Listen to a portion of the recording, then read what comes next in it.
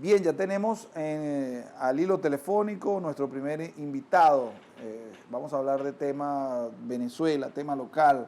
Se trata de Andrés Caleca, fue rector del Consejo Nacional Electoral, a quien le damos la bienvenida acá en la mañana en Benepres. Buenos días, Fernando, y buenos días a todos los radioescuchas. Gracias por atendernos. Fíjese, una de las cosas que se pide para buscar una salida pacífica a lo que sucede en nuestro país es que ocurran elecciones realmente libres, que nadie sea coaccionado a votar por alguien, que los grupos civiles armados no intervengan.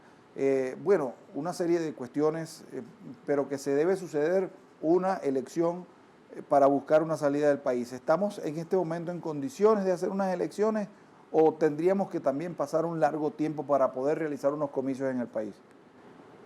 Bueno, mira, en primer lugar hay unas elecciones previstas de obligatorio cumplimiento el próximo año, y digo de obligatorio cumplimiento porque están previstas en la Constitución, que son las elecciones de la Asamblea Nacional. Eso es correcto. Ahora, sin duda, en mi opinión por lo menos, esas elecciones que tendrán que hacerse y en la cual yo estaría de acuerdo que participe todo el mundo, por supuesto, esas elecciones per se no resuelven el grave problema del país. El país está en una crisis política, social, económica, de unas dimensiones descomunales. No voy a explayarme aquí en esto porque todo el mundo lo sabe, pero la solución de esa grave crisis pasa por resolver el nudo gordiano de la dualidad de poder político en Venezuela. Un gobierno que no es reconocido por más de 50 países de la comunidad internacional, una Asamblea Nacional en desacato, los más principales partidos políticos ilegalizados, etcétera, etcétera. La solución de ese problema tendría que ser, o bien, como lo quieran llamar, una repetición de las elecciones presidenciales o un adelanto, como lo quieran llamar, pero unas elecciones presidenciales. ¿Será posible llegar a eso? Bueno, para llegar a eso se requiere un acuerdo político entre todas las fuerzas del país, las más importantes por lo menos. Claro. Nunca habrá unanimidad, ¿no? Ahora, yo no veo que en este momento las fuerzas políticas estén sentadas buscando un acuerdo.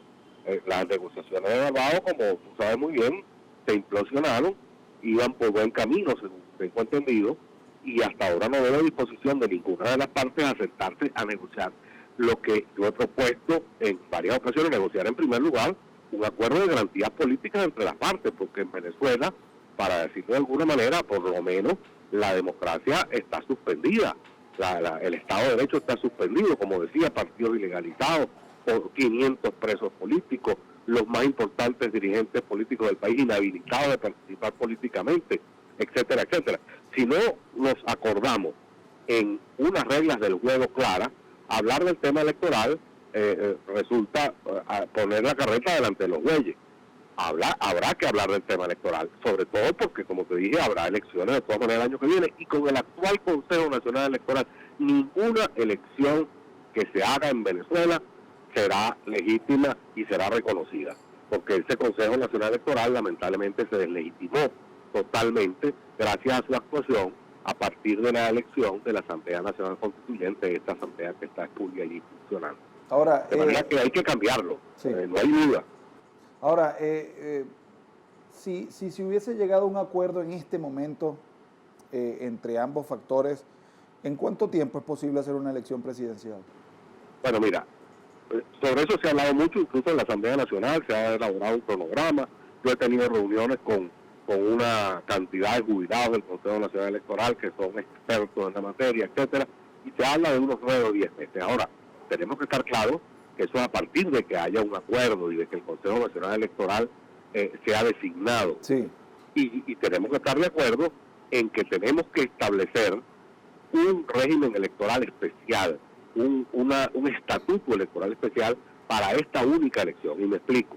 Los tiempos de la ley orgánica del sufragio y participación política vigente, los tiempos son los tiempos normales de la democracia, donde hay un periodo de tantos meses para actualizar el registro electoral, otros meses para impugnarlo, después un periodo para inscribir candidatos, otros meses para impugnar el candidato, etcétera, etcétera. Cuando vienes a ver, si aplicas desde la conformación del Consejo Electoral hasta la realización de las elecciones, en los parámetros de la ley orgánica vigente, necesitas 2 años para eso. Y obviamente Venezuela no tiene 2 años para eso. Tendrías que ponerte de acuerdo en un régimen electoral especial, lo cual no es ninguna novedad ni en Venezuela ni en el mundo. Un acuerdo político que se ha sancionado por la Asamblea Nacional, a la cual ahora se ha incorporado el PSUV, felizmente, bueno, y que permita reducir esos lapsos. Y esos lapsos se reducen de manera consensuada, repito, porque si no hay consenso no tiene sentido nada de lo que hagamos. De una manera consensuada, bueno, en unos 10 meses se puede hacer una elección presidencial confiable en Venezuela, no perfecta, pero acuérdate el viejo refrán, lo perfecto es enemigo de lo bueno. Sí. Pero mira, son infinidad de puntos los que hay que tratar.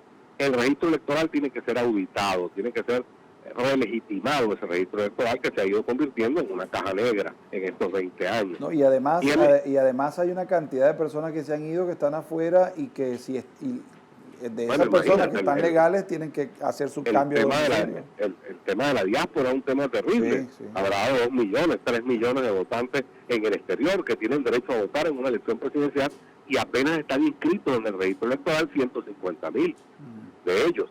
De manera que eso hay que resolverlo, con todos los inconvenientes que tiene el hecho de que en muchas partes los consulados venezolanos no son reconocidos por los gobiernos sede. Sí. Es decir, hay una cantidad de problemas. La burocracia del Consejo Electoral, porque a la gente se le olvida, no solo es cambiar a estos 5 miembros del Consejo Electoral, sino que hay una burocracia que primero es hay una estructura que hay que limpiar, ¿no? Exacto, que se ha convertido en una seccional del PSUV, ni siquiera un apéndice del gobierno. La gente dice el Ministerio de Elecciones, no, ojalá fuera un ministerio, no, es una seccional del partido del gobierno. Eso hay que revisarlo a fondo. Las juntas electorales regionales y locales que tienen incidencia en la conducción del proceso electoral en su área, también ha sido cooptada totalmente por gente del PSUV. Los reglamentos que ha hecho este Consejo Electoral abusivo a lo largo de los años. Mira, esta gente puya reglamentaria ha cambiado la ley del sufragio, ha cambiado hasta preceptos constitucionales, de manera que esos reglamentos hay que derogarlos todos. En fin, es un trabajo, hay que meterle la mano al tema de la automatización. ¿Quién integra la automatización en Venezuela? La empresa de Martín se fue, como todo el mundo sabe, por el desastre que ocurrió y el fraude que ocurrió en la elección de la Asamblea Constituyente, cuando no votaron ni 2 millones de personas y la señora Lucena salió diciendo que habían votado 8 millones. La empresa Smartmatic, que ellos mismos trajeron a este país, se fue corriendo de aquí. Entonces, ¿quién está organizando, quién está integrando la automatización en Venezuela? Nadie lo sabe. Yo he oído decir por ahí que es una empresa argentina, vaya usted a saber de dónde sacaron eso, es un maletín. Es decir, son infinidad de problemas que hay que hincarle el diente, y para eso se necesita un Consejo Electoral nuevo, con absoluto respaldo político de todas las partes, porque mire, la situación actual no le conviene ni al señor Maduro. A la gente se le olvida que gran parte de la legitimidad que tenía el gobierno del expresidente Chávez se debía a su legitimidad de origen, a que las elecciones que ganó en 1998 fueron unas elecciones limpias. En Venezuela no hubo ningún desorden, no hubo un solo muerto, no hubo una sola impugnación de ese proceso electoral. Todo el mundo dijo, mire, sí, ese señor ganó las elecciones. Bueno, pero es que el señor Maduro hizo unas elecciones que no reconoce nadie, con un consejo electoral que no tiene ninguna legitimidad, porque la legitimidad se la dan los demás, a uno, no la tiene uno de por sí. La gente no cree en ese consejo electoral, y en esas condiciones la gente no va a ir a votar, de manera que ni siquiera a Maduro le conviene ganar unas elecciones que igualmente no van a ser reconocidas como no fueron reconocidas las del 20 de abril del año pasado.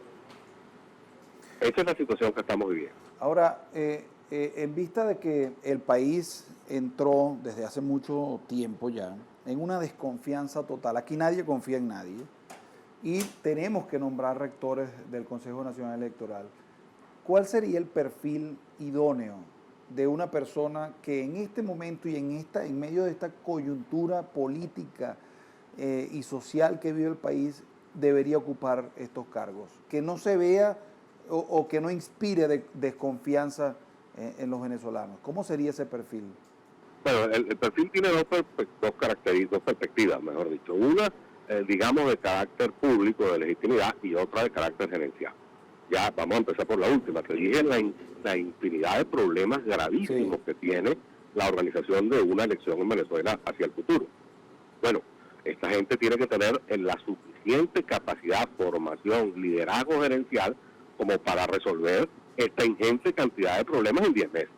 Si ponemos allí una gente que no es capaz, que se asusta, que no tiene liderazgo, que no tiene el perfil de un gerente, de un líder, bueno, no podrá hacer las elecciones. Entonces, esa es una parte del perfil muy delicada, por cierto. Tiene que tener, además, cierta experiencia en el manejo electoral del país. No podemos improvisar, ¿verdad?